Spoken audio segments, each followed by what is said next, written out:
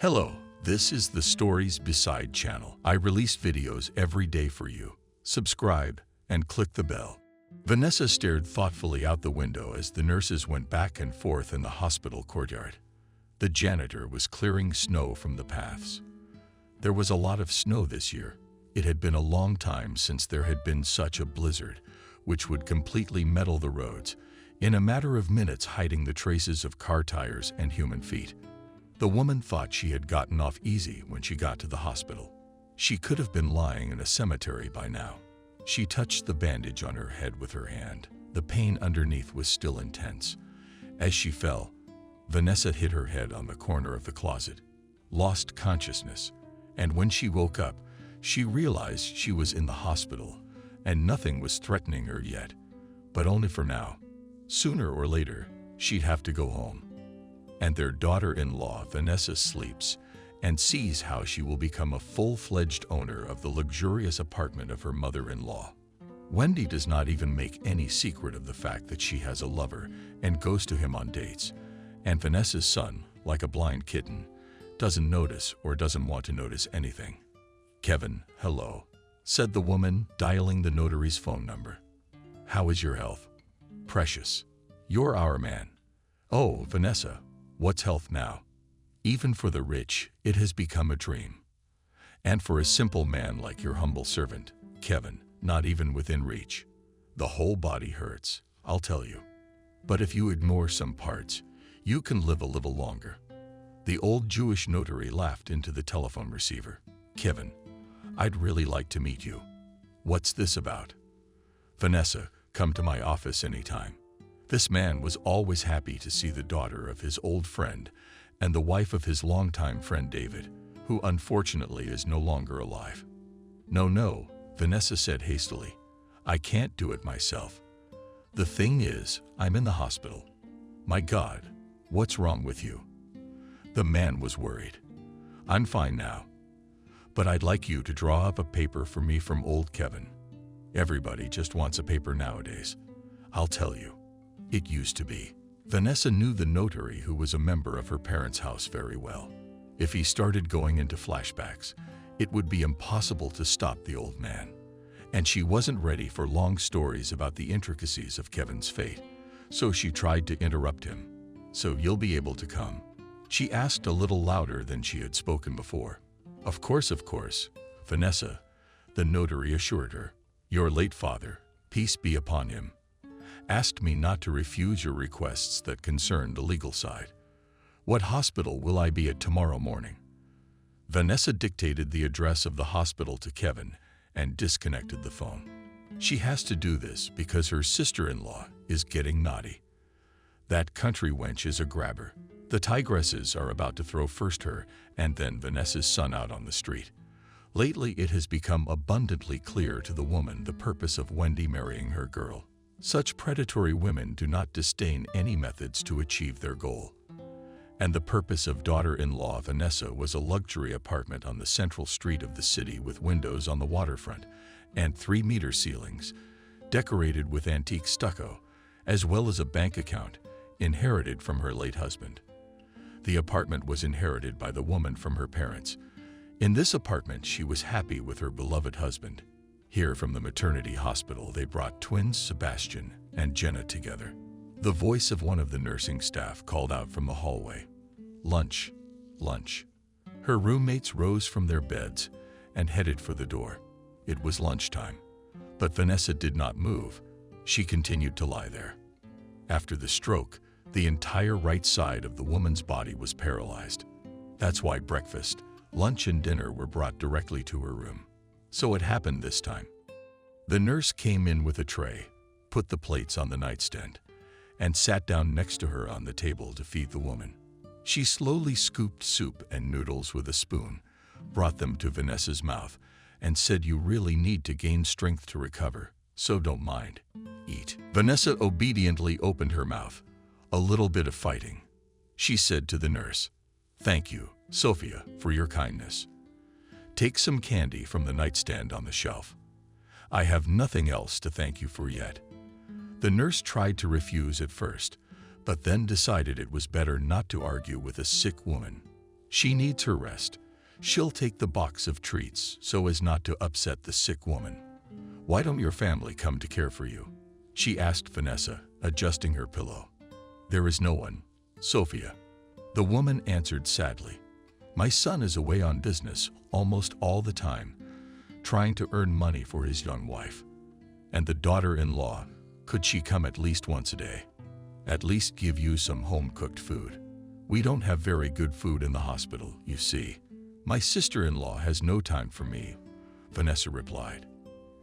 In the year that Wendy had lived with them in the same apartment, she had never become close to Vanessa. The girl did not consider her mother-in-law at all. On the contrary, did everything to get rid of her. Wendy constantly scandalized with Vanessa, and their last quarrel was the reason that the woman went to the hospital. Don't worry, Sophia assured the nurse.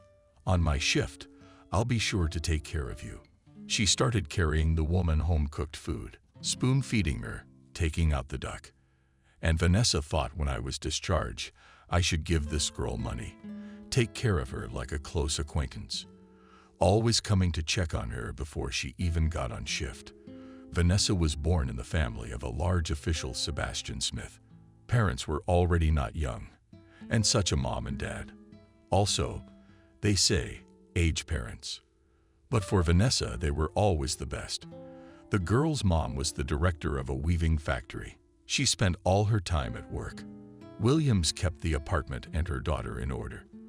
A woman who lived with them in one of the back rooms. For as long as she could remember, Vanessa had always been there. No one called the woman a housekeeper. She had long since become a member of the family, as well as a nanny. Vanessa Williams cleaned the apartment, cooked dinners, forbade the girls pigtails, since her mother was often not at home. Vanessa confided all her secrets to the nanny, and the latter treated her like a daughter, or rather, like a granddaughter. She checked her homework, made sure Vanessa was dressed warmly for walks, knitted socks and mittens for her from sheep yarn. All diseases come from the feet, Williams said for the 100th time, forcing Vanessa to wear wool socks. Feet should always be warm. The girl didn't always obey her nanny, but they were mostly friends. When Vanessa entered the institute, her father brought an older man into the house. Williams would set the table in the large living room, arrange the cutlery, and the mother would greet the father and the guest. Introduce yourselves. Introduced the stranger to his wife and daughter. This is David. He was transferred to our department from another agency, so now we'll be colleagues. We're going to do one big thing. The man had kind, beaming eyes. Very nice, he said, handed the mother ribbons and a bouquet of flowers, and the girl a box of chocolates. Vanessa ran off into the living room. Williams, look what candy David brought. She showed the gift to the babysitter. Don't open the box. Eat normally first, the nanny warned the girl. Williams knew that Vanessa had a sweet tooth and made sure that she had as little candy as possible. At the table that day, there was a relaxed, friendly, almost family-like atmosphere. Vanessa's mom enjoyed keeping the men talking. It seemed fun.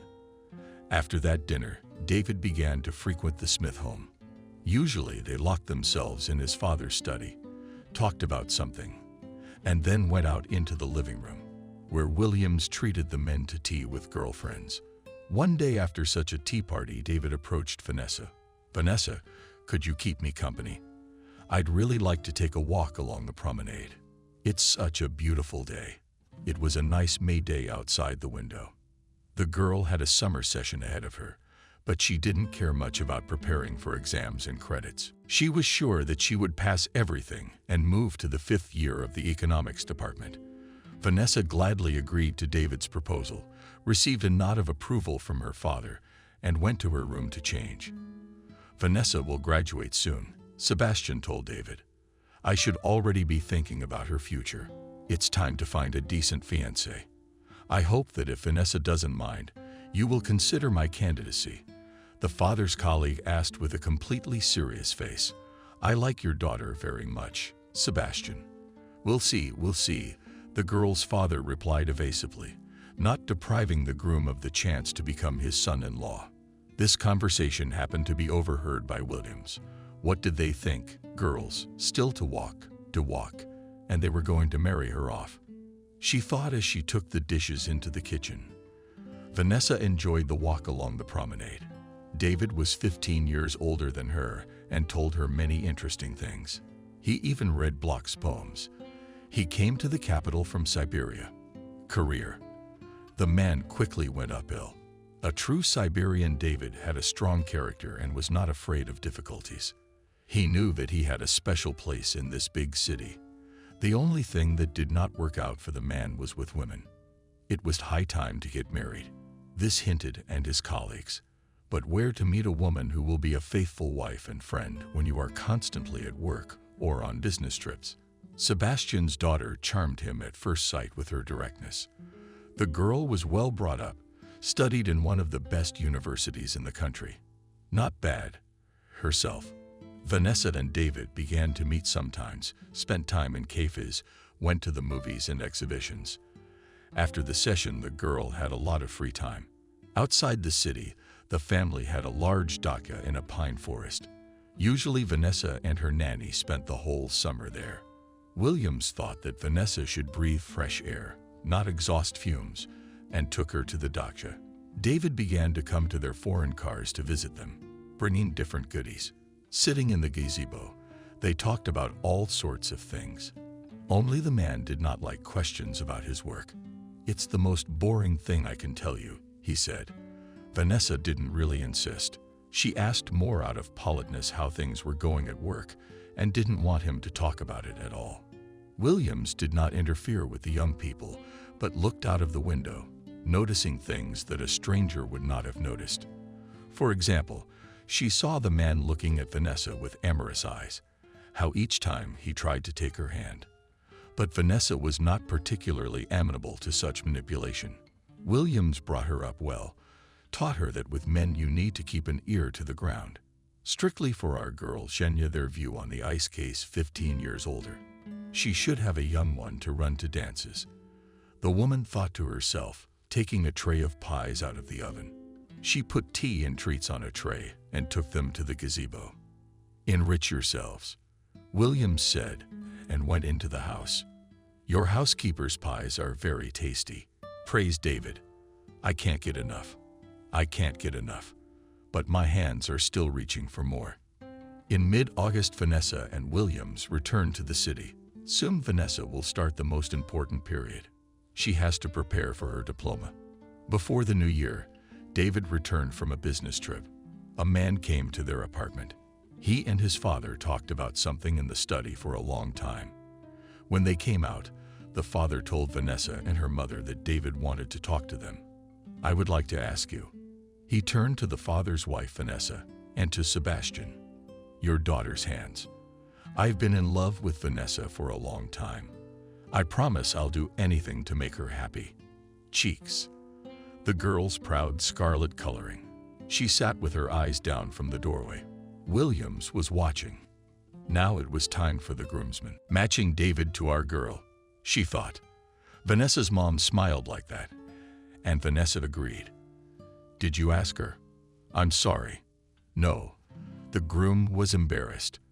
"I decided to enlist your support first.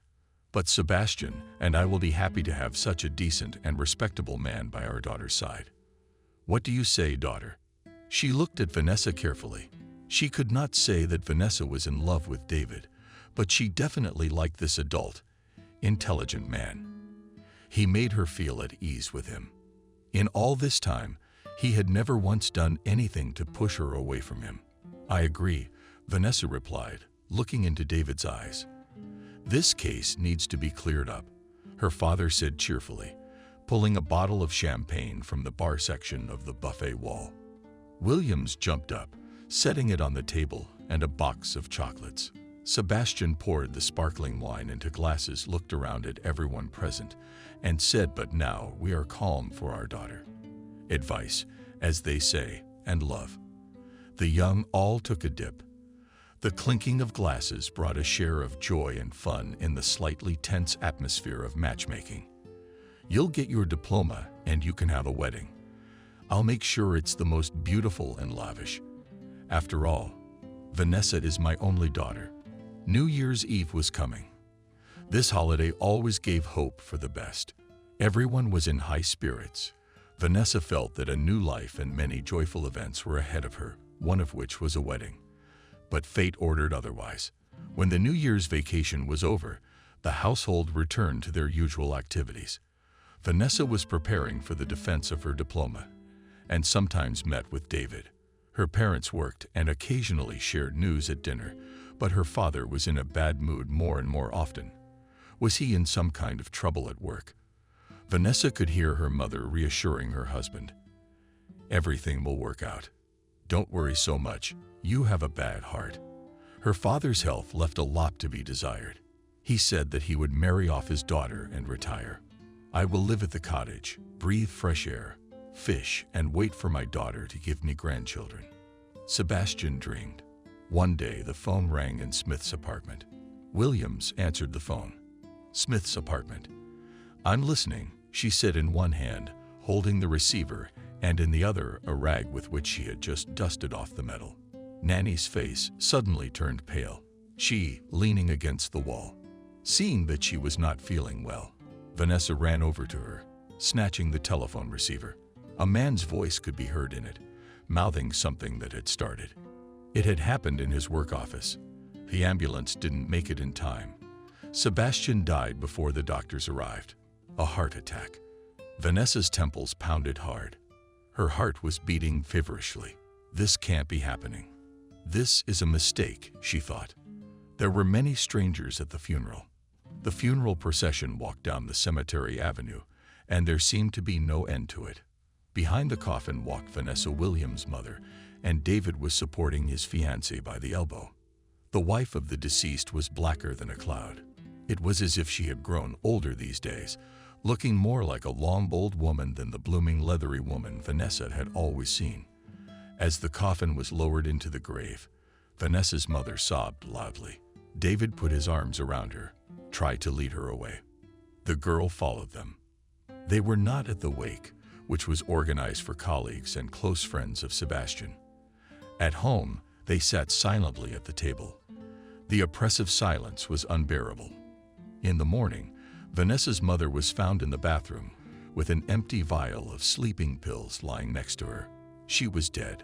The shocks that had suddenly descended on Vanessa had crippled her. She fell into a severe depression, stopped preparing for the defense of her diploma, lying in her room all the time. David tried to bring her out of this difficult state, but the attempts did not give anything. Williams was mad that Vanessa didn't eat anything, all the time tried to feed the girl, but she only pulled the blanket over her head and turned her back to the wall. "We gotta do something. We have to save our Riven." Concernedly, she said to David, pouring tea in a cup. "Would you think of something to distract her? I've thought of all kinds of things myself. I don't know how to help her. Why don't we get a doctor?" The nanny suggested it. "Absolutely not," said David. "She's in such a state she could be committed to a mental institution. She didn't even want to think about it. How about I take her to your daksha?"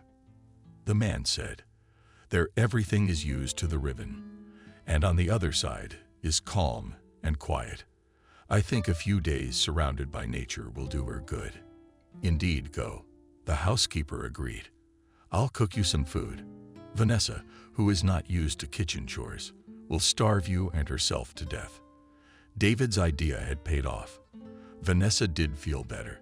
Sitting by the fireplace in the evenings, they talked about her parents.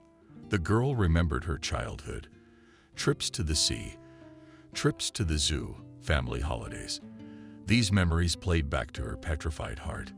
David realized that, having lost her parents, she needed support and a strong shoulder more than ever. "You know," Vanessa said he to her, looking at the fire in the fireplace, "I think your parents are at peace with you now. They know you have me by your side. They have given their consent to our marriage, their blessing. I will take care of you. We'll take care of their graves together, visit often. The grief will gradually become less belligerent. You and I will never forget them. But we must move on." "What do you mean?" Asked Vanessa, I think a lavish wedding is out of the question. A year of mourning at least. But you can't be left alone and unprotected right now. Do you understand? The man took the girl's hand and looked into her eyes. I propose that you and I get married. If I become your husband officially, I can always be there for you. You're probably right, Vanessa replied. She needed David. He's calm. He's caring. She didn't have anyone else so close to her. The man reached out, hugged and kissed her. She felt his strong body, gradually dissolved in his embrace and kisses. Taking the girl in his arms, David proceeded to the bedroom. A month later, they signed the marriage. Just came to the registry office in two, signed the document and exchanged wedding rings. At home, Williams set a festive table. She herself sat down next to the young ones. Solemnly said the woman and raised a glass of champagne. Live happily ever after. Life went on as usual. Vanessa defended her diploma, got a job as an economist, gave herself to work. David was promoted. The responsible position required from him dedication and time. He often went on business trips, but every time he returned, he appeared at the doorstep of their apartment with a bouquet of flowers and gifts for his beloved wife. They became very close, dear people. Despite being busy, they used every opportunity to be together. In summer, they went on vacation to the sea, and in winter, they spent time at the dacha, enjoying snowy landscapes and pine aroma. The spouses dreamed of children. But Vanessa is not pregnant. She went to the doctor several times, but the gynecologist said that her health was fine. David refused to go to the hospital, saying he didn't have time for this nonsense. He was healthy, and it was just, apparently, not yet their time to become parents. Lying in the hospital room, Vanessa thought that she had brought up her son correctly. He was her helper. But her daughter, the woman tried not to think about her daughter Jenna, because every time she thought about her, her heart ached. It had been 10 years since Vanessa and David had gotten married. They were preparing to celebrate Vanessa's husband's 50th birthday with Williams. The woman was putting together the menu when suddenly she felt a bad feeling a little wash over Neil's eyes. A nasty lump came to her throat. Noticing something amiss, Williams brought a better glass of water. Worried about her health, Vanessa asked her, "Yes, I'll go swear in later. Yes, doing our business with you." Vanessa mumbled and went to the bedroom. Despite the lack of children, she and David were happy. Her husband loved Vanessa without memory, protected her from trouble, made sure that she didn't need anything.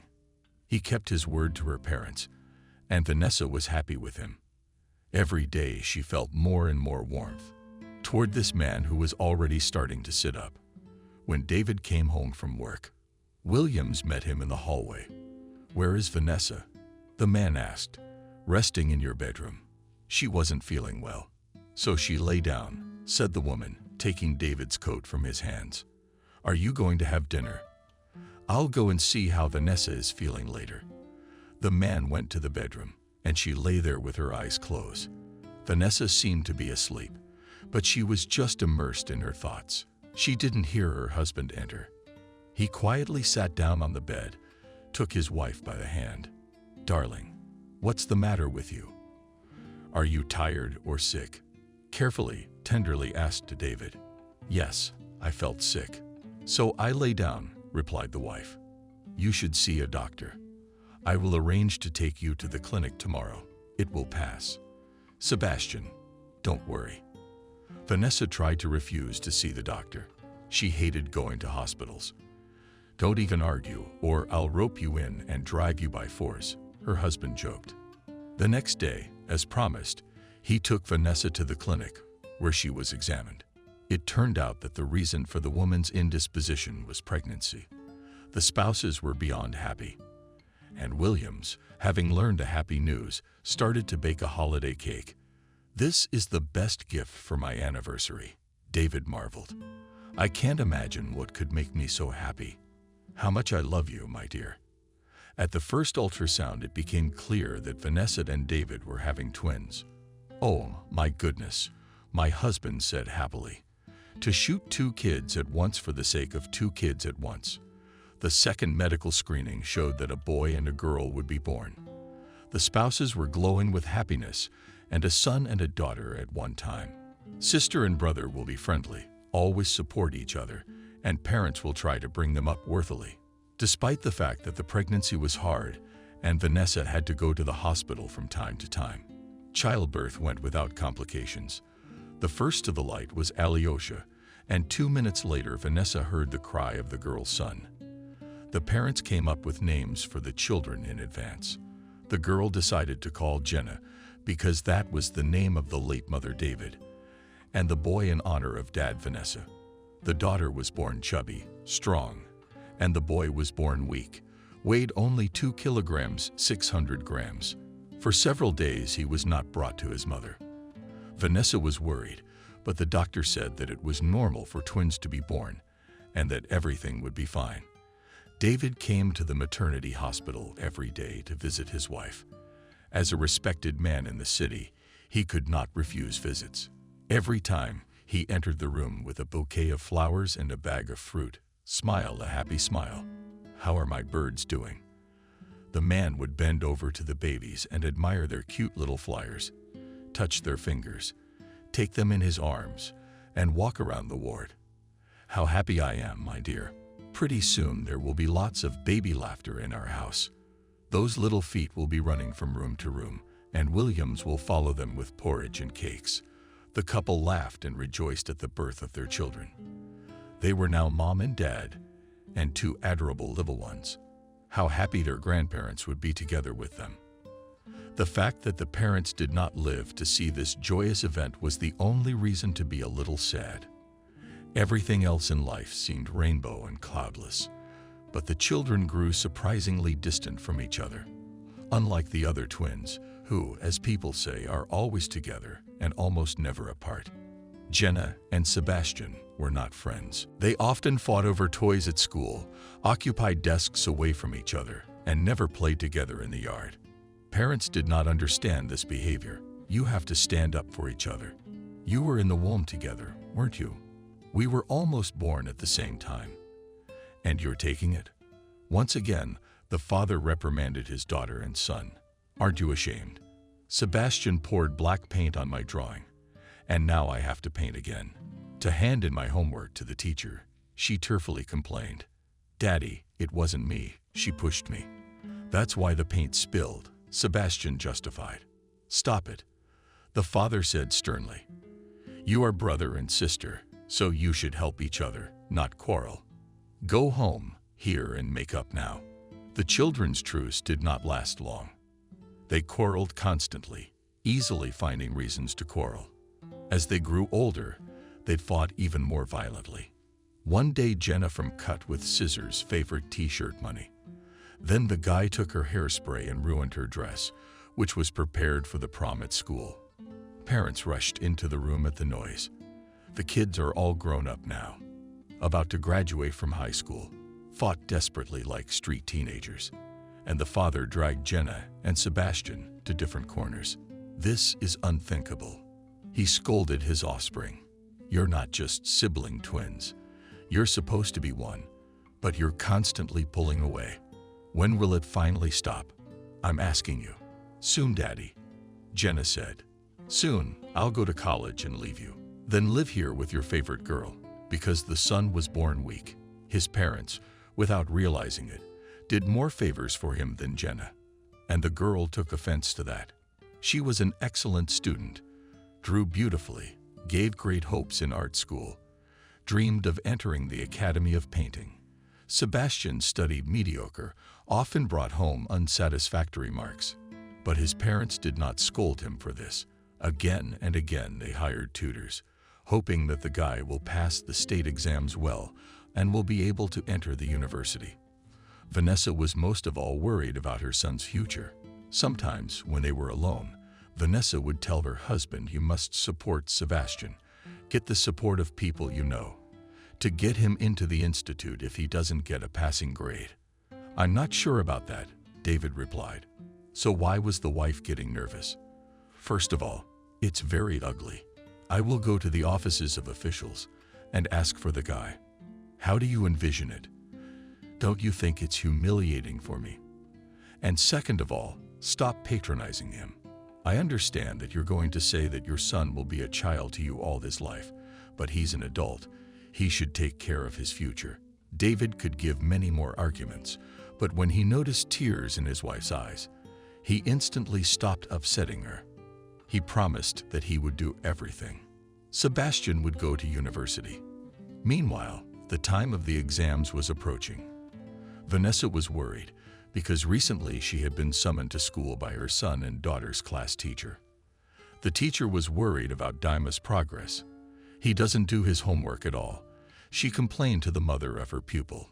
He almost doesn't work at lessons. He answers uncertainly at the blackboard. I understand that he is no longer a first grader, but you still need to control Sebastian. Please pay attention to this. Vanessa and David walked together at the presentation of their diplomas. Today their children will receive the main document, which in many ways will determine their future destiny. Jenna is the pride of our school, the principal said, handing the girl a high school diploma and a gold medal. Demon's document, however, was full of threes. It was very upsetting Vanessa. At home, she started talking to her husband again, so that he could get her son into the institute, using his connections. Look, Vanessa, David said affectionately, with such grades and unwillingness to learn. Maybe it would be better for him to enter technical school. And if he gets a profession and goes to work, he will become independent. Vanessa sighed. She realized that her husband was right. Sebastian didn't show any ability in his studies at school. What made her think that the boy would do well at the institute, or that David would have to appeal to influential acquaintances every session, so that professors would leave his son credits and good grades? In the end, Vanessa agreed. Sebastian enrolled in college. Jenna realized her dream, enrolled in the Academy of Painting, and left for Peter for her parents and grown children.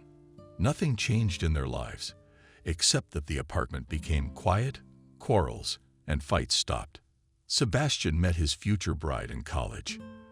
The girl finished 9 grades in her small town and went to the capital for a beautiful life. The guy met with her for a year, but did not tell his parents anything. Lately, the father felt badly. Doctors even recommended that he lie in the hospital, but the man waved them off. No way. It's not for me to lie in a hospital bed. He was very worried about his daughter. Jenna was studying and living away from home. She didn't visit even for vacations. She didn't call. And when her parents dialed her number, she spoke one-wordedly and reluctantly. She was offended at them for the fact that all her life they have been favoring her brother in all his indulgence. And now, at his age, many people already work or work part-time, as she herself, selling paintings. And this brat continues to sit on his parents' necks. David had long wanted to hint to his son that it was time to become independent, but every time he postponed this conversation, so as not to worry his wife. Vanessa as if did not notice that Sebastian was no longer a snotty boy, but a grown man. When she heard the sound of the door opening, she rushed to the kitchen to heat Sebastian's dinner. She always gave money for expenses, even though her husband forbade her to spoil her offspring. When David found out she was slipping her son money again, he grumbled. Jenna herself lives away from us, selling her paintings. She hasn't asked for a dime in all this time. 1 year old, and all the time she's coddling him like a little kid. Stop it. It's time he became a man. Why do you and Jenna want to live away from your parents' house? Let her live like that. Vanessa shouted.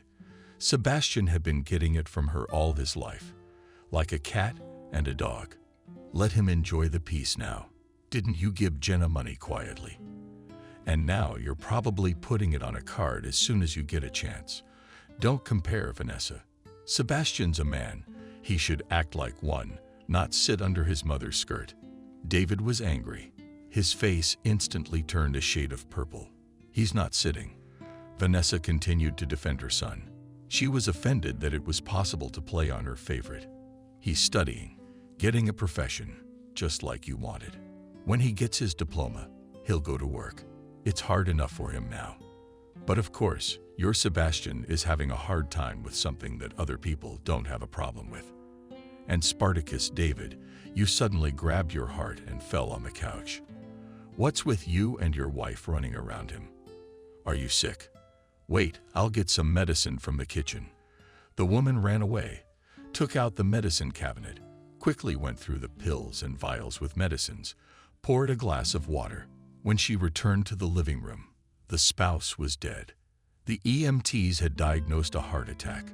Jenna arrived on the day of the funeral. She quietly entered the apartment. The mirrors in the rooms were covered with black scarves. The mother sat at the table, unmoving. "Hello, Mother," the girl said. Vanessa didn't even turn her head. Jenna approached, put her arm around her mother's shoulders, and said quietly, "Hold on." But Vanessa jerked away from her. She hadn't shed a tear at the funeral, just stood silent. When the coffin was lowered into the grave, she walked over and threw a clod of earth first. Slowly, she walked away. Sebastian followed her. Jenna waited until the cross was placed on the grave, placed a large basket of red carnations at the headboard. The wake was being held at home. Only relatives and a few of David's colleagues came. Everyone had something nice to say about the deceased. Jenna decided to speak up. Dad was a wonderful man. He was loved and respected by everyone. He was an authority in the service and an authority in the family for us, his children. You killed him. Vanessa looked up from the table. They looked at the woman in surprise. It was you he was worried about, and his aching heart couldn't take it. Tailed back the first chance she got, went far away and left her father and mother. And now you say you loved him. Is that what loving children do? Killing your own father is what you are. Mom, are you saying something like that? Jenna exclaimed. Why are you calling me Daddy's killer? Because you're the reason we argued the day he died. You made him so nervous that his heart couldn't take it. You tore his heart to shreds. I'll never forgive you. Vanessa dropped her head on her hand, and Jenna jumped out of the house. The guests, one by one, quietly got up and left. They had witnessed a disgusting scene. Vanessa had been observing mourning for her husband for a year. She and her son had gone to visit his father's grave. As they cleaned up the collected grass, the woman wailed, "If you knew how hard it is for us without you, my dear. The girl and I are all alone. Williams has gone to her village. I'm all alone on the farm. Your Jenna hasn't called at all. She hasn't even come to the grave. She hasn't brought flowers for her father. Your favorite." Vanessa, lost in herself, didn't even notice how Jenna quietly approached the beds. In her hands were red roses. "Hello, Mom," she said it through force, as if it was very difficult to say the words, and yet the evil mother said it. Conscience gnawed at her. "Come on, Sebastian." They left, and Jenna put flowers on the grave. She took a rag out of the bag and wiped the monument clean of dust. She had something to tell her father. A few months ago, Jenna had given birth to a son. They say that if in 1 year someone in a family passes away and another person is born at once, he will make up for the loss, replacing the grieving relatives of the deceased. Jenna spoke, turning to the picture on the monument. "Thanks to Nikitka, I'm relieved. Dad, he looks a lot like you, his grandfather. Ah, if you had seen him, you would have loved my baby and your grandson very much." The morning at home, Vanessa put the mourning bandage back on her head. Sebastian, who came in for breakfast, shook his head sadly. "Mommy, don't you think you should stop grieving for your father? You can't bring him back. You have to move on. Life goes on." He took a piece of bread, spread butter on it, and put 2 slices of cheese on top. "All the more so because I have important news for you that I've been wanting to share with you for a long time. I didn't dare because I've seen you killing on Daddy." "What is the news, son?" Vanessa asked. "I have a girlfriend. We've been dating for a long time. We met in college." The boy's eyes shone at the memory of his beloved. "Her name is Wendy, and she's very beautiful." The mother smiled, stroked her son's head. "The girl must be very beautiful indeed, since my Sebastian's eyes shine so much," she thought. Tomorrow I want you to meet her, and I'll cook you something nice for dinner. Of course, son, bring her to our house. Don't worry about dinner and treats." Vanessa suddenly felt her soul begin to heat up with this news. Her son was in love, and maybe soon he would marry. She would have a daughter-in-law to help her mother-in-law take care of the babies, and Vanessa herself. All the next day, she glowed in the kitchen. Vanessa was patronizing the meat in the oven, but she was cutting salads. And there was a pan of dough on the table. There would be Sebastian and his sweetheart a sweet pie with yesterday's. The woman thought of her son all grown up. He already had a girlfriend, and if everything went well, he might have grandchildren soon. Vanessa heard the sound of the door opening. She quickly took off her apron and hurried to meet her son and the guest. Sebastian introduced his beloved. "Let's get acquainted. Mom, this is Wendy, my fiancée. And this is my mom, Vanessa." The boy was glowing with happiness. His mother smiled too. "I'm so glad. Wendy, come into the hall." The girl was really beautiful. Her dark, long hair fell from her shoulders in bouncy curls. The precise figure attracted the eye at once. Wendy threw off her high-heeled shoes and followed Sebastian, while the woman set the table. Wendy and her son looked at the pictures in the family photo album. Vanessa paused nearby for a moment. When she saw the picture of the family with her late husband and Jenna, who had left them, going to the seaside, the woman felt a little sad at the memory, but she tried to banish the unhappy thoughts from her mind. After all, today was a very important day. Her son introduces her to his girlfriend for the first time. At dinner, Vanessa decided to ask Wendy about her parents. Not that she cared what kind of family she was from or what mom and dad did. She just needed to keep the conversation going. "I'm from a small town. My mom and dad are simple people. My mother sells clothes at the market, and my father works as a construction foreman." Wendy answered without a trace of embarrassment. "There is no place to study, so I came here and met a girl." The girl looked at the boy in love, but Vanessa thought that she did it theatrically, naively, insincerely. Then she tried to change the subject. "What are you going to do after college?" asked Wendy, Dema's mother. "Mom, what's the matter with the girl? Let me eat in peace." Sebastian tried to spare Wendy from mom's questions. "It's no big deal. It's just that your mom wants to get to know me better." The girl interrupted him. "In general, by education, I will be a technologist on sewing outerwear. But frankly, I do not want to work in the specialty. I think that a wife should spend more time with her husband, not to earn money." The word wife cut Vanessa's ear. She thought the girl had far-reaching plans. She already sees herself as her son's wife. On the one hand, there is nothing wrong with that, but on the other, Vanessa was not very pleased. Why? She didn't understand it herself yet, but something enriched her. Wendy seemed to her something fake, like a doll that looks at you with a smile from a store window, beautiful eyes. But there was no human warmth in them. Sebastian noticed how his mother's face changed when she heard the words husband and wife. He decided to take the lead in the conversation. "Yes, Mom. Wendy and I are planning to get married.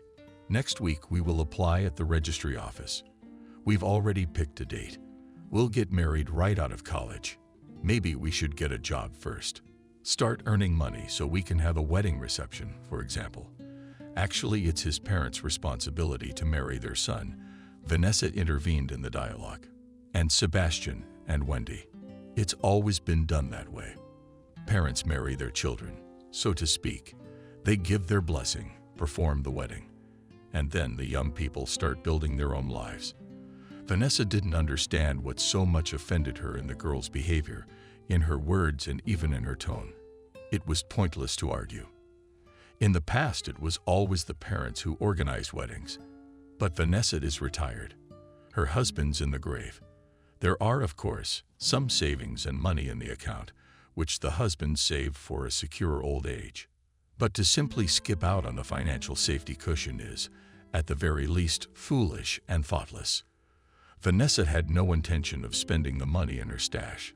"Say, Wendy," she asked the girl, Do your parents know that you are getting married and that they are going to be involved in organizing the wedding? Are they going to give you money for it? The girl's cheeks flashed Bagram. She could see that she was uncomfortable with the question. They will know when we apply. Why say it before the time? Will they give us the money? Where will they go? I'm their only daughter. If you want, the girl and I will do the math and give you an estimate. And you and my parents will put in a 50-50 split. I think that's okay. Well, normal is normal. Vanessa tried to change the subject of the conversation, which was beginning to heat up the atmosphere at the table. How do you spend your free time, Wendy? She asked. I go out with my friends. Sometimes we go to a club to dance and relax. Began to list her entertainment. Vanessa thought to relax. Strange. What is it that today's young people are so tired of? She clearly didn't like her son's choice, but the woman decided that Sebastian has the right to choose his own wife. And since he loved Wendy, Vanessa was going to clear the table and asked Wendy to help. Shall we bring the cake and the tea set? Not at all. Trying to look friendly, said Sebastian's mother. Mom, let me help you myself. Suddenly, the son volunteered. The boy grabbed the plates and carried them to the kitchen. How do you like her, right? She's a wonderful girl. Wonderful, Vanessa said thoughtfully. She didn't want to upset her son, didn't want to fight with him. The woman thought there was still time to open Sebastian's eyes to his girlfriend. And the first meeting shouldn't be marred by squabbles and figuring out who's right. Papias tea and cake. The young ones are packing up. I'll see Wendy off and come back not with Kuchma, Sebastian told his mother. Vanessa had no time to be bored. She began to wash the dishes, thinking all the time what was so alarming, so repulsive to her from this girl with model looks. Should be pleased. Sebastian will have a very beautiful wife. Not every man can boast of that. He will enjoy going out with her for walks, appearing in the companies of friends, visiting theaters, going on vacations, not stopping to think Vanessa was getting ready to go to bed. When Sebastian returned, she didn't hear, falling into a heavy sleep. The wedding was in late June. After receiving his diploma, Sebastian got a job in a large construction company. He managed to do it not without the help of his mother. Vanessa had been trying to push her son through all his life at the expense of her husband's acquaintances. This time she called one influential official with whom David had once worked and asked for a favor.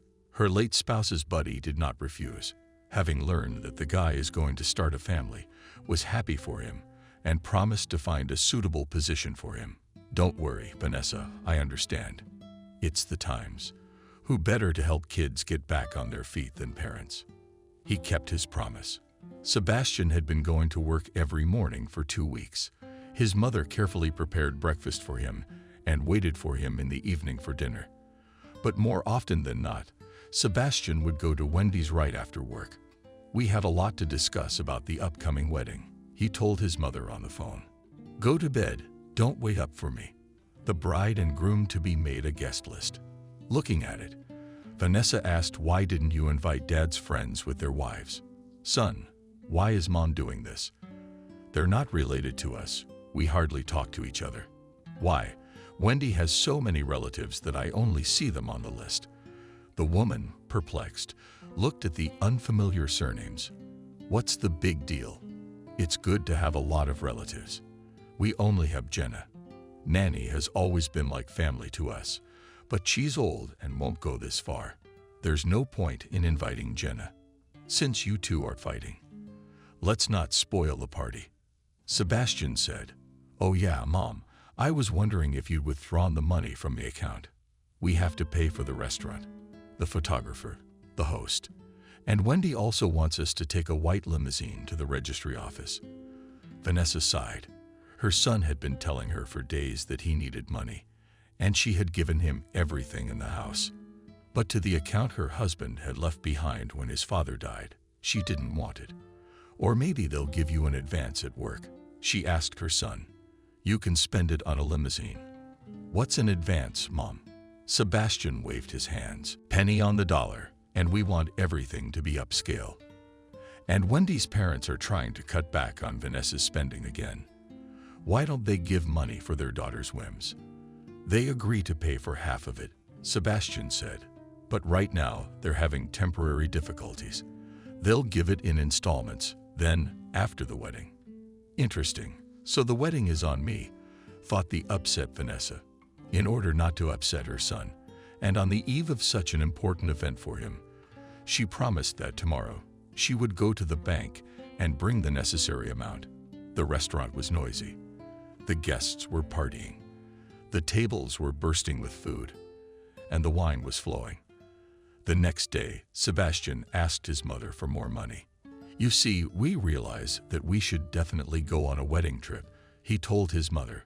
Wendy has never been to the sea in her life, so we want to go to a resort for a week. Don't you think that's a bit much? Vanessa asked. I don't. I feel that mother is against the idea.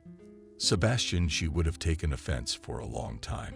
We are so tired from the wedding preparations, from all this noise and numerous guests, that we should definitely take a rest and unwind. So ask her parents for money, Vanessa said, starting to get annoyed. They'd promised to give half of the money spent on the wedding. At that moment, Wendy entered the kitchen, where mother and son were talking. It was obvious from her face that she had heard everything. Honey, your mom just wants us to go to work before we get married. Work from morning till night. Is that the beginning of a happy family? I don't mind your vacation at all, Vanessa said, barely restraining herself from telling her sister-in-law that it was wrong to eavesdrop. Just pay for it yourself, or ask your parents. Mom, but I told you Wendy's parents are having temporary financial difficulties. Sebastian took the side of his young wife. Did your dad leave you money?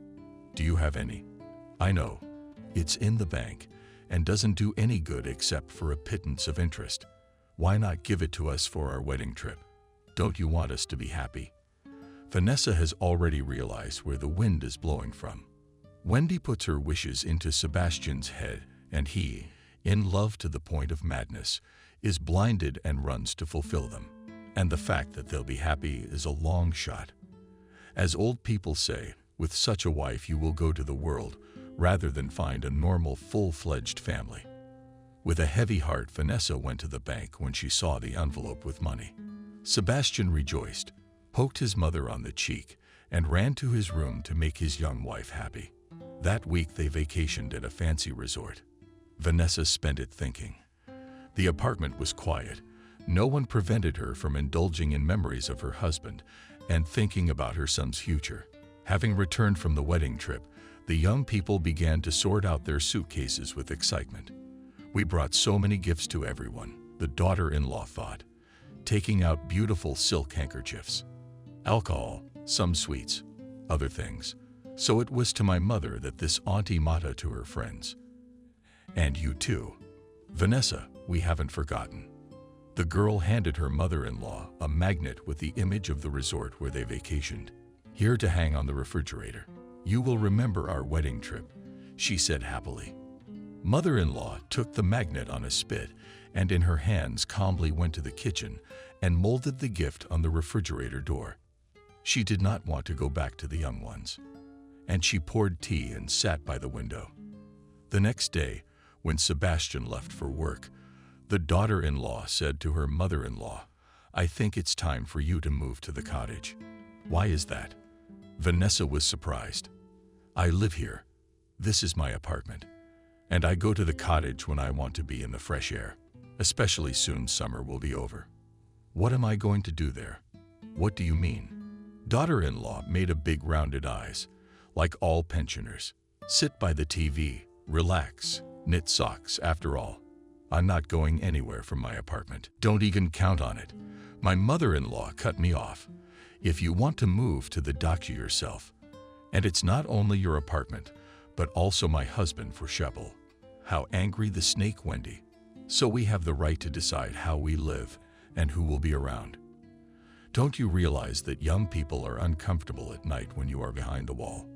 The conversation is over, Vanessa said and retired to her room. She was shocked by her unscrupulous sister-in-law's demand to leave her 5-room apartment. There was more than enough room here for 3 people. Vanessa's childhood passed here, her happy life with her beloved husband. She has a lot of ties to this apartment. And now some FIFA is going to kick her out. Sebastian came home from work that evening and attacked his mother.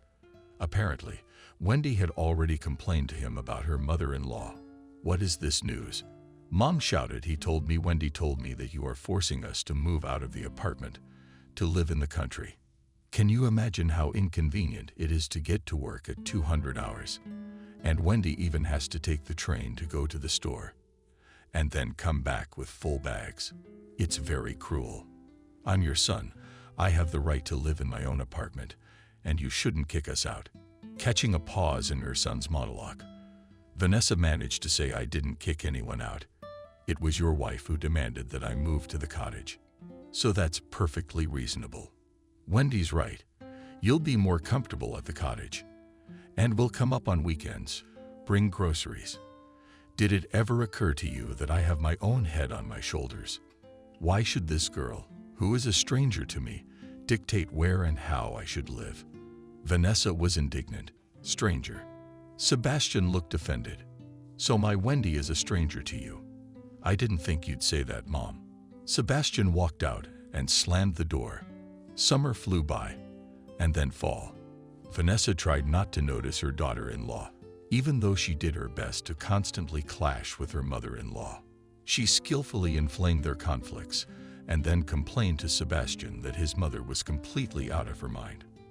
For example, today she was cleaning the whole apartment, but did not even deign to clean the floor and wipe the dust in their room with Sebastian. "My mother-in-law thinks that it is quite normal for us to live in filth like pigs in a stable," complained Wendy to her husband. "Or yesterday I ate, put my plate in the sink, and then your mom ate. So she washed her plate, and she left mine defiantly lying there dirty. Your mother does everything she can to make our lives a nightmare." Sebastian would run over to my mom's house and start a fight.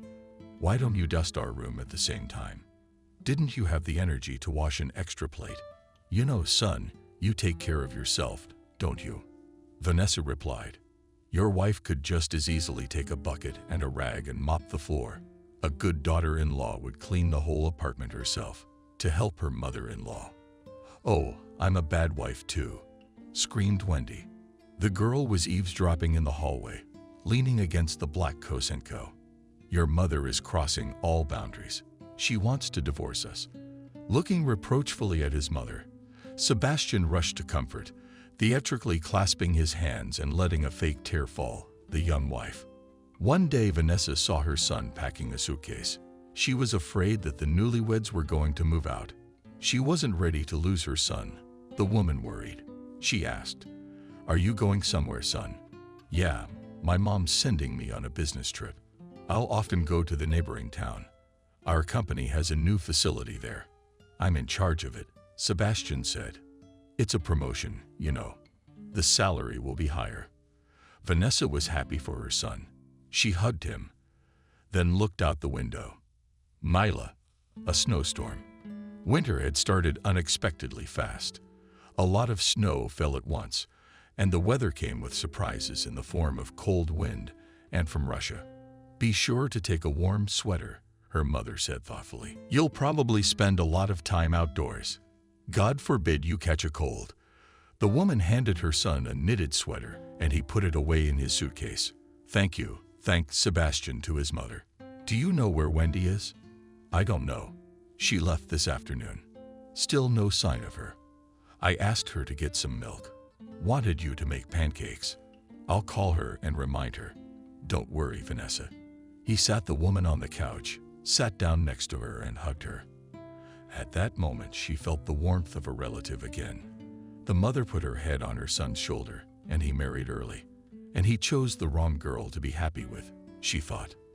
Lately, she had been feeling that Sebastian was suffering, that not everything in their relationship with Wendy was as smooth as he would like it to be. Her sister-in-law returned late. Sebastian started asking her from the doorstep why she had come at such a late hour and where she had been.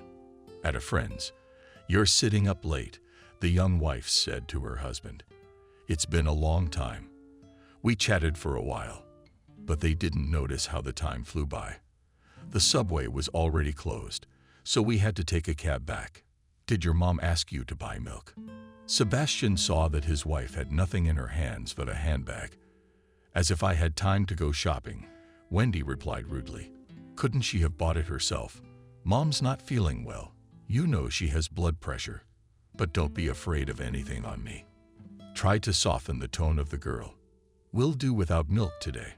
Moreover, it's late. It's time to sleep." The next day, the son left on a business trip.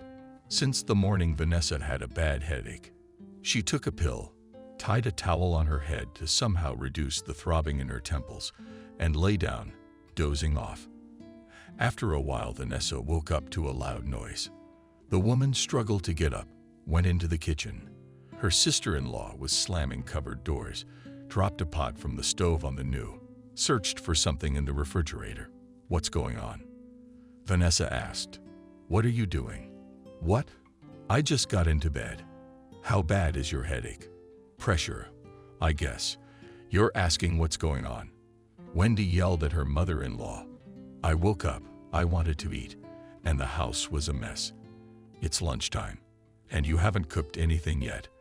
Are you trying to starve me to death?" "You're right," said the mother-in-law, trying to keep her voice down. "It's already lunchtime, and you're a noblewoman. You've only deigned to get out of bed. I don't feel well. Cook something yourself. There's no food. I've been through everything. You wanted to fry some eggs with sausage and tomatoes. My sister-in-law resented me. What were you doing at 12 o'clock? What, you couldn't go to the store and buy groceries? I told you in Russian. I don't feel well." Tried to call the daughter-in-law to compassion mother-in-law, but it was as if she did not hear that the woman needs help. "Why all this to me? Keep yelling and cursing at my husband all the time at home." "No, so I have to take care of his sick mother." "No, old girl, you're not gonna get that from me." Wendy pushed Vanessa in anger. The woman's eyes went blurry. She fell, passed out. The daughter-in-law was afraid she had killed her mother-in-law. She cautiously approached, bent slightly over the woman. "Vanessa, are you alive?" Hearing no answer, she picked up the phone and called an ambulance.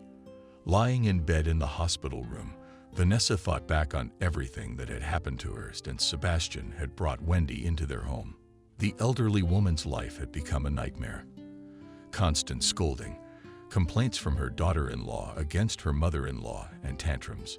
No, this is not how she envisioned her quiet old age. Vanessa thought her son would help her and her daughter-in-law would become Jenna's second daughter. Vanessa's daughter doesn't call or ask how her mother is doing. She does not even know that Sebastian is married to this unscrupulous girl. The anniversary of David's death is coming up. Will Vanessa be able to recover, to gain the strength to go to the gravesite? There she can cry, share her troubles with her husband. Maybe she would find the answer to how to go on living. There was a soft knock on the ward. The door opened ajar, and a short man with a picky tummy entered. "May I?"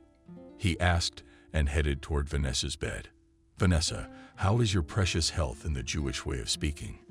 Kevin asked. "Hello, dear Kevin." The woman rejoiced. No one came to see her, so she was glad that she could not only do what she had planned, but also talk to her late husband's friend. The notary moved a chair over to the woman's bed, sat down, and placed a plump leather folder in her lap. Vanessa politely inquired about Kevin's business. "What business is there?" The notary shook his head. "There are inheritances or marriage contracts. It's always the notary's job to get the paperwork right. And I suppose you called me here on business, too." "Yes, dear Kevin," the woman said. "It seems to me that I will soon follow David Nikolaevich." "Don't talk nonsense, my blooming woman." The man waved his hands at her. "Did he call you from there?" "It's too early, too early. You've made up your mind. What business do you have with me?" Vanessa asked the man to raise the cushion higher so she could sit on the floor. It made her more comfortable. She shared the latest news with an old friend of her husband's. She complained about her daughter-in-law. My son's wife is a completely unscrupulous person, Vanessa said. She only wants money at our square meters in the center of the capital. Do you realize now what kind of a snake my son has harbored? I do, replied the notary. I suppose you want to make a will for Sebastian, David. Not quite, the woman replied. What surprised Kevin? I think she wants to kill me. My son is like a blind kitten. He doesn't notice anything. He believes his Wendy unconditionally. And I don't feel safe. That's why I decided to invite you. My dear, she told about her plans. The man's eyebrows flew upward in surprise, then swore, then fell back into place. In the end, he sketched out a preliminary version of the will on paper, gave it to Vanessa to read. Yes, said the woman, handing the paper back to the notary. It's exactly what I wanted. In fact, precious. Vanessa, did you manage to surprise the old Jew? Kevin said, tucking the paper into the folder. But I will do your will. Everything will be in the best possible way. You just don't worry, so as not to harm your health. The man said goodbye to Vanessa, bowed politely to her roommates and left. The woman closed her eyes and tried to sleep. She was awakened by her son's voice. Mom, how are you? Sebastian was sitting next to her on a chair. He took his mother's hand. I came straight to the hospital when I heard what happened to you. You can't go to all that trouble. Wendy told me everything, not understanding everything. Asked her mother, how did you lift a heavy pan and fall? It's still good that my wife was home, called you an ambulance, went to the hospital with you. I'm so grateful to her. The son stroked his mother's hand, looked at her tenderly. I brought you some fruit. I'm sorry, Wendy. I wanted to make you something to eat, but I didn't wait. I rushed right over to your place, and she's so upset that no one's gonna feed you here. Vanessa listened to all this news about her son's caring wife and couldn't believe her ears. What a hypocrite this Wendy is. They put noodles on Dim's ears, and now she was in the chocolate. They take care of us, mother-in-laws, as if we were their own mother. Don't worry, the food here is decent. Vanessa tried to calm her son. Sometimes my sister Sophia comes to me and feeds me from a spoon. Thanks to her, she's a good girl who helps patients she doesn't know, said Sebastian. But you correct yourself. I have to go. Wendy and I were going shopping. Can you believe it? Turns out she doesn't have any decent winter outfits at all. I'll come back tomorrow. Bye, Mom. The son poked his mother on the cheek and headed for the door. And Vanessa thought with a pain in her heart that her son was wearing the same jacket for the third winter already. But he did not think of himself now to dress up his young wife. The next day, Sebastian did not come to visit his mother. He didn't call until a day later. Late at night, Mom, how are you? He shouted into the phone, trying to shout over the loud music playing. I'm sorry I didn't stop by. It's just that it's my colleague's birthday. We're celebrating. I couldn't not go. I'd have offended a good man. Are you coming tomorrow, son? Vanessa asked. I can't make it. Mom, I'm going on another business trip tomorrow. Sorry, Sebastian's disconnected. The phone rang with a short beep. Vanessa spent a month in the hospital. Gradually, her motor functions recovered. At her rounds, the doctor said she was making progress in her recovery and joked cheerfully that you'd soon be running on your feet, dearie. In the meantime, just rest and follow my recommendations. Yes, I must have fought back, Vanessa said sadly. Now I can't go to the cottage. What will I do there if I barely moved to the grave to my husband? And you do not give up. Hope for the best always gives a good result, the doctor reassured the woman. Everything will be great for you and me. On the day of discharge, Sebastian arrived at the hospital. Before going up to his mother's room, he went to see her doctor. Tell me, doctor, can Mom make a full recovery? The doctor noticed that the boy was anxious, worried about his mother. Absolutely. Don't even doubt it, the doctor replied. We've treated her well. Now it's up to you. It's up to us. Sebastian didn't understand. Vanessa needs care, rest, and massage. Of course, Good nutrition is very important because the patient's body is weakened. The doctor gave some more recommendations on how to take care of the patient. He signed some papers and allowed Sebastian to take his mom home. Her son drove her to the hospital exit in a wheelchair. They walked to the car in small steps, taking short breaks so Vanessa could rest. The guy realized that it would be difficult for them to get home with their sick mother on public transportation, so he called a cab. Looking at his mother's legs, he thought it was good that the house had an elevator. Otherwise, we'd be climbing stairs with her. At home, he helped her undress, put her to bed. "You get some rest, and I'll cook something to eat," said Sebastian. He bought dumplings, and the package is just boiled. "Where's your wife, son?" asked Vanessa. She went to a friend, and they are planning where to go on New Year's vacation. She heard the voice of her son, who went to the kitchen to make dumplings for himself and his mother.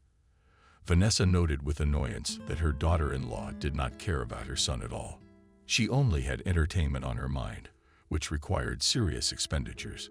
When the woman entered the apartment, she noticed that at-home things were lying on the floor, and in the hallway stood an unassembled suitcase of her son, which he took on a business trip. The mother felt bad for Sebastian, but she also chided herself for not being able to change his mind about marrying this version of griping. When he had first brought her into their home, one had to insist to open her eyes. Sebastian, that this cowardly will not make him happy. That's where it is, the longing when a sick mother-in-law and a starving son needs help. Sebastian returned to his mother's bedroom with a plate of hot dumplings. He helped the woman into bed, adjusted the pillow. The son took care of his mother as best he could. Clumsily, the dumplings fell apart, and the slice of bread he brought was clearly not the first freshness. Vanessa was worried that she couldn't go into the kitchen yet, with the former ease of kneading the dough and baking Demkin's favorite pie with yesterday's. "Very tasty," she said, pushing her plate away. "Yes, you only ate 3 dumplings. Let's have some more." Sebastian was encouraged by his abilities. No, Vanessa said no. "I had enough to eat." She once again told her son that the food was very good. Not to upset him, the woman saw that he was already preoccupied with the absence of his spouse and did not want to escalate the situation. To get well, she needed peace, and as soon as she recovers, she will restore order in the apartment and in the life of her beloved son. Through her sleep, she heard Wendy return. She was loudly telling Sebastian that she and her friend had chosen a boarding house outside the city, where there was a huge list of spa procedures. They should definitely go there for New Year's Eve. Sebastian asked her to keep her voice down. Her mom was sleeping in the bedroom, but the girl didn't care. She continued Territorkin without lowering the tone of voice. "Your mother will give us money for the trip," she asked her husband. Sebastian was confused. Before leaving on the business trip, he had brought Wendy's salary and bonuses for 6 months. Had the money run out so quickly? "You think I'm eating air here while you're driving around your facilities on the muzzle of the Sponge Girl, and your mother to feed at the hospital. What was I supposed to buy groceries for? Fruit? Vitamins? If it wasn't for me, she'd be in the hospital for months." "Tisha, calm down," Sebastian told her. "I just thought we have enough money for the party, and we could put some money aside for groceries. I didn't think I'd marry a man who would count every penny I spent and make me account for it." Wendy was mad at her husband. All right. Sebastian tried to hug her. "I'll try to think of something so you and your friend can go to your spa treatments." "What's the date of the trip?" "January 11, Wendy answered. She was already smiling and kissing her husband. Sebastian was thinking, calculating something. "Oh, I'm sorry, darling," he suddenly said. 11. "I'm going on a business trip for a week." "So, continuing to ride in your spouse's ear?" asked Wendy. "My friend and I are going without you." "That's understandable. But who will Mom stay with?" "She needs care and supervision," said Sebastian. Wendy was really angry. Now Vanessa didn't even have to listen to her daughter-in-law's every word from Spain. "What on earth is this?" she screamed. "No sooner had I gotten married, and I'm already a crippled cousin. I wasn't a nurse. I dreamed of a happy life with you. And what did I get? Endless days with an elderly mother-in-law. How can you talk about my mother like that? Sebastian was outraged. We can wait a little longer. She'll get better. And we can go wherever we want. You must realize that it is impossible to leave her alone. A nurse or something. Wendy kept yelling. Honey, I don't have any more money. I gave you everything. And you've probably already spent my salary and bonuses. Oh, I'm being scolded for every penny of it. Wendy took quick steps toward her and her husband's room. All right, that's it. I've had enough. I'm packing my bags and going to my parents. They've never denied me anything. Sebastian rushed to stop her, promised that she would definitely go, but later, realizing that at home in her small town, a gray, joyless life without beautiful things and entertainment awaited her, Wendy gradually calmed down and began to arrange the things she had already thrown in her suitcase back on the shelves in the closet. Mom, good morning, greeted Vanessa Sebastian. Walking into her room, I overslept. Wendy and I went to bed late last night, in a hurry to get to work. Wendy, you'll be fed, and in the afternoon the Monsieur K will come. Okay, son, the woman replied. The daughter-in-law was in no hurry to feed her mother-in-law breakfast. She turned on loud music, took a long shower. Having cleaned herself up, Wendy went to the kitchen. She decided not to anger her husband. I could see that his nerves were already on edge, and there was no time to quarrel. Wendy had seen some lovely gold sapphire earrings in the jewelry catalog and was anxious to get them for New Year's Eve. Sebastian had asked to feed his mother, so she was cooking something now. The girl found the kitchen with a glance, opened the door of a hinged cupboard. It was almost completely empty. Wendy found half a bag of buckwheat groats. Great. Boiled her buckwheat porridge. Then she went down to the cafe. There and have breakfast herself, she thought. The girl took milk out of the refrigerator, poured it into a saucepan. At the same moment she smelled a disgusting sour odor. The milk was spoiled. There was a little hesitation. Wendy made the decision to eat it. Nothing would happen to her mother-in-law. She opened the window so that the smell of the passing milk would get out faster. Boiled porridge, put a few spoonfuls of buckwheat in a plate, and went to Vanessa's room. How is your mood? Asked her sister-in-law, pulling a friendly smile on her face. Good, quietly replied the mother-in-law. And I made you breakfast. Smiling, Wendy continued to speak. She handed Vanessa a plate and a spoon. The woman ate a couple of spoonfuls, as suddenly she was embarrassed by the vomit. Vomited and flowed on the pillow, dirtying the sheet and blanket. What on earth is this? Indignantly shouted at her mother-in-law the girl. How long will you make fun of me? Now I'll have to clean it all up.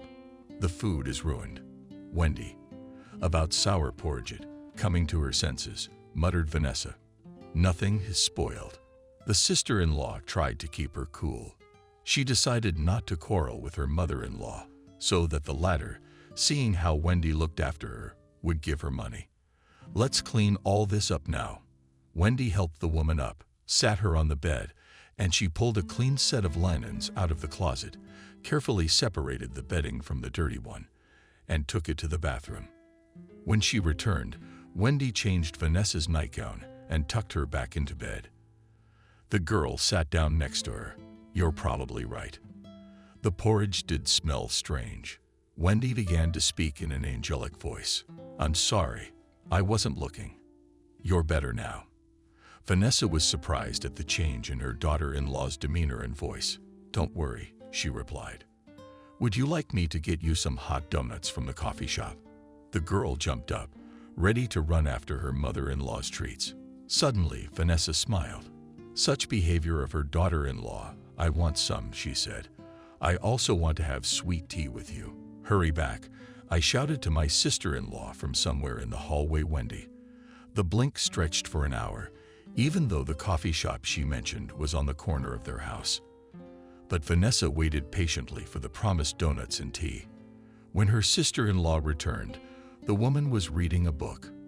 Wendy moved the beds, the coffee table, brought cups and a hot kettle, placed the sweets on a plate. "Here," she said solemnly, pleased with herself. I bought donuts and treats. She looked like Wendy. It was noticeable that she was in a good mood, and she was not going to quarrel with her mother-in-law at all. The daughter-in-law helped the mother-in-law to rise, served a cup with tea. The girl herself sat down next to her on a chair. To Vanessa's surprise, they had a pleasant conversation. It was as if Wendy had been replaced. She was smiling, friendly, not trying to offend or insult her mother-in-law. I never asked, "How did you meet my Sebastian?" asked the mother-in-law. "Can you tell me?" "Of course, it's a very funny story," began the daughter-in-law. "I was waiting for a guy from our group. We were friends. His name was Robert, and he was supposed to bring me my notes. I saw him wearing a white sweater with reindeer on it. So I sneak up on him, and I put my hands over his eyes from behind. He turned around, and then I saw a total stranger standing in front of me, very handsome, with kind eyes. And he was smiling, not realizing what kind of girl had suddenly jumped up to him. That's how they met." Mother-in-law and daughter-in-law laughed at the ridiculous situation. They were having fun. Wendy turned out to be not a bad girl at all. Vanessa thought. I guess what they had before was ordinary, adapting in generations, having to exist in the same space, sharing a household, and putting up with habits. Suddenly, Vanessa hesitated and said, "My late husband and I were introduced by my father. They were colleagues. David looked after me for a long time, but when my parents died, he married me immediately to protect and care for me. He treated me like a precious Chinese porcelain vase my whole life. Never a word or a deed to hurt me. Oh, Wendy, I miss him so much. I'm so worried I won't be able to visit his grave on the anniversary of his death." Wendy, too, sat looking thoughtful, but she had other things on her mind. "Why can't you?" she asked her mother-in-law. Where was I thinking? I can hardly move, and here to the cemetery to go to the train, then walk for a long time. My thoughts or my deeds. But you'll feel guilty for not visiting the grave, won't you? Wendy said sympathetically. And you can't be nervous and worried right now. You need positive emotions and peace of mind to recover. Let me take you to the cemetery. Her sister-in-law's proposal was unexpected for Vanessa, but pleasant. How will you take me? After all, you don't have a car, and you'll have a hard time with me on the train. My mother-in-law asked. I have a good friend from college. I'll ask him. We used to be friends. He will not refuse me, assured the girl. Vanessa, thank you. The mother-in-law took her daughter-in-law's hand, stroked it gratefully with her dry palm. Wendy did not live in Robert's arms. He was an excellent lover. Not like her Sebastian, except he didn't work anywhere. Spent a lot of time in bars and clubs, always asking her friend for money. Sometimes, when the girl's husband was on business trips, Wendy went to have fun with Robert. She herself paid all the bills in the club, and he paid her with caresses and sex that took her breath away. You should have known what I had to put up with that corgi talking. And when I made her bed, I almost ran to the toilet myself. Can you believe that old Jim shits on the bed too? Disgusting grandmother. But you put up with it. Her lover advised her, pressing her to his chest. And just in case she kicks you out of the house, husband will remain, and without a luxurious apartment, and without money. What will we have fun with then? I try, but it's so unbearable, the girl wanted, pulling the sheet over her head and chest. The young man took from the nightstand cigarettes and smoked right in bed. I have a plan to get rid of the old woman, said Wendy. What kind of plan? Asked the guy without looking at her under the guise of going to the cemetery. You and I will take my mother-in-law out into the deep woods and leave her there. She will either freeze to death or be torn apart by wolves. No one will ever know. There's never even any people there. No one will help her. They are too cruel. The boy hesitated. She's still a human being, but she's elderly and disabled. And to sit without money every day, to change her bed and feed her hated mother-in-law, is not cruel, don't you think? Wendy had to convince Robert to help her. Yes, no money is bad, of course, the boy confirmed. But here's the feeling. The power of persuasion, said Wendy. My mother-in-law has an account left to her by her late husband. Apparently, there's a lot of money in there. From that account, she gave us money for the wedding and for the wedding trip. If she's gone, I can manage that money. My fiancé can't refuse me anything, believe me. Are you sure it will work out? Robert asked. You bet I am. I did everything right. Now mother-in-law thinks that I penetrated her kindness, and kindness began to trust me. Oh, you, my Alice. The guy laughed and hid with his head under the sheet. Your mom is very worried about not being able to go to your father's grave on the anniversary, said Wendy Sebastian at dinner. Yeah, you could have hired a cab, but I'll have to leave on a business trip, the boy said sadly. When I get back, I'll definitely take her. But this date is so important to her. She's so upset, and it could be bad for her health. I see you've made up, Sebastian said approvingly. Does your mother praise you so much? I'm glad, Sebastian. Maybe I'll take her out. I'm sorry to see her going through this. She told me how much your father loved her. Sebastian's wife suddenly suggested it. And how do you imagine it? He asked. We don't have a car. I'll ask one of my college friends, or at the very least, call a cab. You'll leave money for your mom and me. Wendy hugged him from behind by the shoulders, kissing the back of his neck tenderly. The boy's breathing became heavy, intermittent. Of course I will, he said, taking Wendy in his arms and carrying her into the bedroom. How I love you, my darling. The next morning, Wendy saw her husband off on a business trip, made tea and sandwiches, took a yogurt out of the refrigerator, and went to her mother-in-law's room. Good morning. She greeted Vanessa when she opened the door. How are you feeling? Ready for your trip? You know, Wendy, it's like my whole soul is excited. I just can't wait to visit the grave of David, my beloved late husband. Thank you for doing this for me. You are a very kind girl with a warm heart. Don't praise, or I'll make you proud, the daughter-in-law said in a joking tone, and placed a tray with tea, sandwiches, and yogurt in front of the woman. Now you need to be well nourished. It's a long journey. You'll need your strength. So let's have a good breakfast. Vanessa obediently ate her yogurt and sandwich and drank all her tea. Hand me my makeup bag from the dressing table, please. I want to tidy up. When David was alive, I never let myself show up in front of him without makeup and in a housecoat. And I have to look good this time. And I'll tell him that you take care of me like my own mother.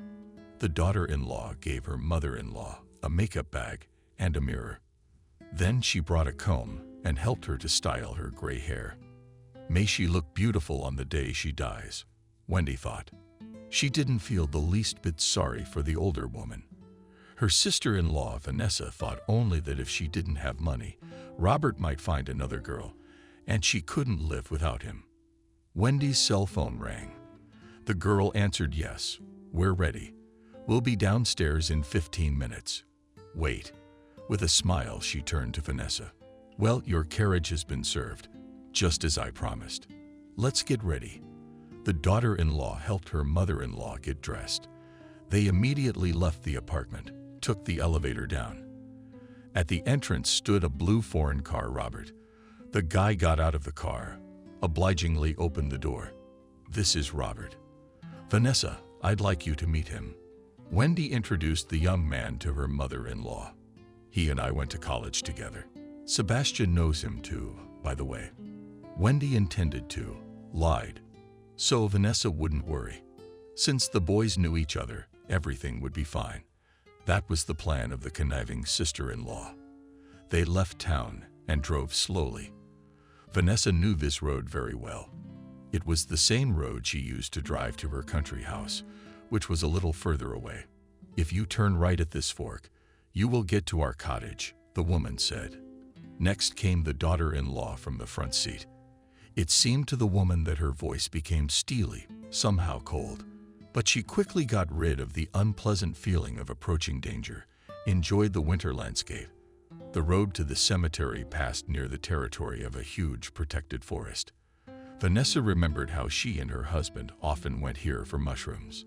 The woman never went far from David because she knew from childhood that there were wild animals in this forest.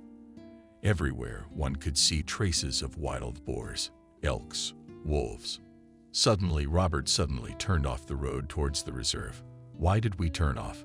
Vanessa got worried. We should go straight ahead. And because we're not going to the cemetery today, Wendy said angrily, not even turning around. We have another excursion planned for today. I don't understand. Wendy, where are you taking me? The woman was scared out of her wits. Into the woods. Dear mother-in-law Mashka, the daughter-in-law answered, I'm finally rid of you. The old cargo. I've had enough of you, sitting on a bag of money, and every penny I have to pull out of you. Now I can use the money from your husband's account any way I want, and Sebastian won't say a word to me. Vanessa felt her arms and legs getting younger. It was warm in the car, though. She drove off, pulling on her mittens. We'll take you to the woods and leave you there. You won't get home, and the wolves will do their job. Don't worry, the cemetery where your husband is buried is close by. You'll rot in the damp earth nearby. Vanessa cried. Wendy, take me home. I'll give you all the money and go to the cottage myself. You and Sebastian will never get in the way. I don't want your Sebastian. Robert and I have been in love for a long time, and I needed Sebastian to stay in the capital and live in peace. Robert stopped the car. There was no farther to go. They pulled the old woman out, took her by the arms, and dragged her by the feet into the woods, drowning in snow. When the deed was done, Vanessa's sister-in-law and her lover walked back to the car. They drove in silence down the road. Suddenly, Wendy said, pointing with her hand in the direction, moving away Vanessa. Well, here come our helpers. They'll do the job. Robert looked in the direction of Wendy's hand. A pack of wolves stood at the edge of the forest. How much time had passed, Vanessa didn't know. She woke up in a snowdrift. There were only tall spruce trees around. It was pointless to call for help, praying to God to give her the strength to get out of this forest. The woman crawled through the snow. The forest was getting dark. From fear and cold, she lost consciousness, and waking up at dawn, she crawled again, not knowing if she would ever be able to get out. Almost completely powerless, the woman suddenly saw that she began to see the forest in the distance. A gap appeared. She gathered all her remaining strength, crawled towards the light, penetrating through the thicket of rays, and then lost consciousness again. When Vanessa woke up, she saw crosses and monuments in front of her. It was the cemetery where her husband David was buried. I will not survive, so at least I will die on the grave of my beloved husband. The woman thought and crawled again. She could find a monument with David's picture on it. She lay down next to it. The woman felt nothing. It was as if her body didn't belong to her. My darling, I'm coming to you. Wait, I'll be here soon. We'll be together again. Vanessa whispered with her lips together, and only one tear rolled out of her eyes, which instantly froze on her cheek, turning into a small mole. Mom. Suddenly the woman heard a voice. It came from far away. Mommy, Mommy, what's wrong? Why are you here? Why are you alone? Oh my God, you're alive. Vanessa struggled to open her eyes. She saw Jenna's blurred, frightened expression. Developed in heaven too, Vanessa thought. The daughter tried to lift her mother up, but the woman was falling back into the snow. Then Jenna grabbed her by the hood of her coat and dragged her straight through the snow past the monuments to the road. The cab driver was waiting for Jenna at the cemetery gate. He saw his passenger dragging the half-dead woman across the ground, jumped out of the car, ran towards her. What happened? He screamed. Who's that? Help me, please, asked Jenna. It's my mom. I found her on my father's grave. The two of them struggled to get the half-dead woman into the car. Drive fast as you can to the hospital, Jenna asked the driver. The man was speeding down the road. A man's life depended on how fast he was going now. Entering the suburban highway from the country road, he increased speed and at the entrance to the city did not notice the traffic police car and the officer who Batten ordered him to stop on the side of the road. Shit, the driver broke free, along with Jenna.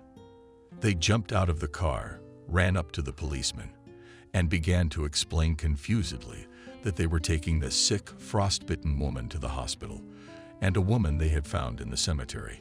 It took a few minutes for the police officers to understand. How the old woman was treated would determine whether she would live. At the sound of the siren of the police car escorting the car with Vanessa, the cab flew into the hospital courtyard. Sebastian was returning from his business trip in a good, cheerful mood. He already imagined how his beloved wife and mother were waiting for him at home, and he had bought various goodies. They would surely drink tea all together and share the news. Coming out of the elevator, he was surprised to find the door of their apartment ajar. "Wendy, why is the door open?" asked her husband as he entered the hallway. To his surprise, he saw that in the hall were sitting strangers in police uniforms, and his sister Jenna was talking to them. "What's going on?" asked the boy. "Jenna, how did you get here?" "And who are you?" asked Sebastian policeman. "I live here." The guy was confused. "With my mother and my wife. We'll figure it out. Have a seat." The policeman pointed to the couch, not understanding anything. Sebastian sat down and stared at the employee. After handing over the explanation of the frostbitten mother to the doctors, Jenna turned to the policeman and asked what she should do. They offered to drive the girl to the department. "There you will tell everything." The investigator listened to Jenna. On the anniversary of her father's death, she went to visit his grave, where she found her mother lying in the snow, pressing her cheek to the photo of her husband. How she had gotten there, Jenna did not know. The investigator asked his subordinates to find out which cars were captured on the CCTV cameras. On the way to the cemetery, it turned out only one car had passed by. Its license plate was run through the database. The owner turned out to be a Robert Novikov. An outfit was sent to the guy's address. Scared, Robert told everything. He asked to take into account that it was his mistress Wendy's idea to drive into the woods and leave the old woman there to be eaten by wolves. And he only drove the car in that direction. Robert and Wendy were arrested, and after the trial they were sent to prison to serve time for attempted murder of a human being. Vanessa was in intensive care for a long time. Doctors fought for her life. When she woke up, she saw in front of her Sophia, a nurse who had cared for the woman when she was in the same hospital. The other day, Sophia was called to the notary's office. A fabulous bequest fell into her account by a grateful patient.